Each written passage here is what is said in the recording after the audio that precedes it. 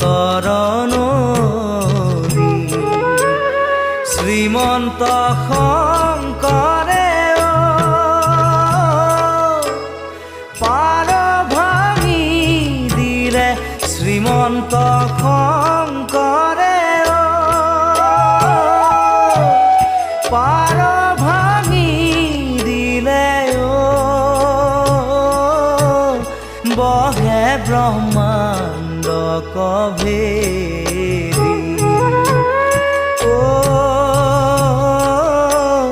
বহে ব্ৰহ্মাণ্ড কভেদি গোবিন্দৰ প্ৰেম অমৃতৰ নদী বহে বৈকুণ্ঠৰ পৰা চাৰি পুৰুষাৰ